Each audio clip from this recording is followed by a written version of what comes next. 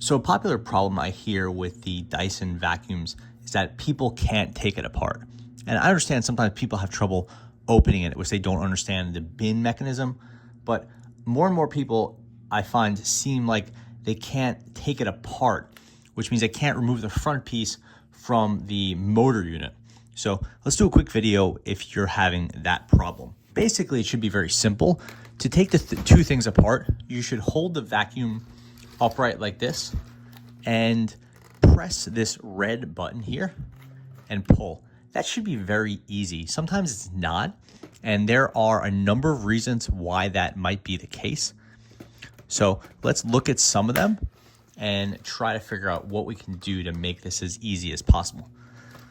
First of all, if the vacuum's old or it's dirty or it's very full, it will be harder to remove the two components.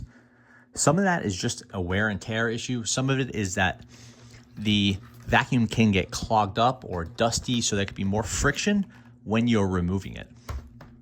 Dust and other debris can get into this area, making this latch harder to get at. Sometimes it's hair, sometimes it's like rug fibers, whatever. That can get harder over time. This is a new Dyson, or relatively new Dyson. It's a V15S. So this one's not a problem. If this was a 5-year-old V8, maybe it wouldn't be quite as easy.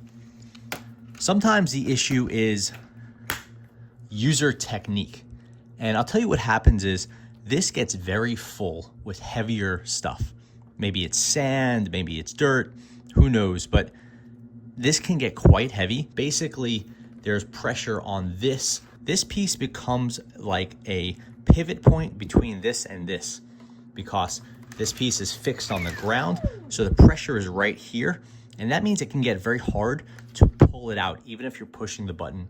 So what happens is, if you're having that issue, particularly because the bin is very full, obviously you can't empty the bin without taking the front piece off, so this problem tends to compound itself over time, and I think this is where most people are having their issue. In that case, what you want to do is support this back right here, push the button while pushing up on the bottom, if you can get your hand there, and then pull it.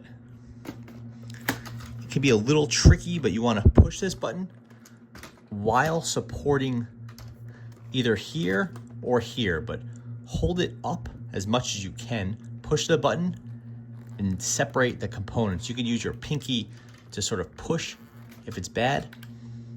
And what happens is basically you want to create as straight a line as possible up this point here with as little flex as possible of this piece right here pushing down due to the weight of what's in the bin.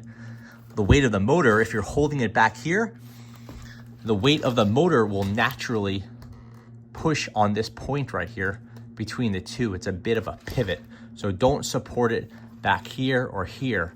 Make sure you're supporting it as close to the bin as possible. You could even grab it here if your hands are big enough and then pull it apart. It'll be a little awkward, but if the problem is an accumulation of weight in here, now all you have to do is take it apart, empty it, and the next time it'll be a lot easier. But again, taking as much pressure as you can off of that pivot point is key. Once you get the two apart, go ahead and clean out this area and make sure there's nothing in here that would be stopping this from doing its job. Make sure you don't have any buildup in here. You can see this one's nice and clean. So this is all good. And then again, make sure you're emptying your bin as frequently as possible, pretty much after every use, if you remember it, and it'll make separating your Dyson that much easier. Thanks for watching.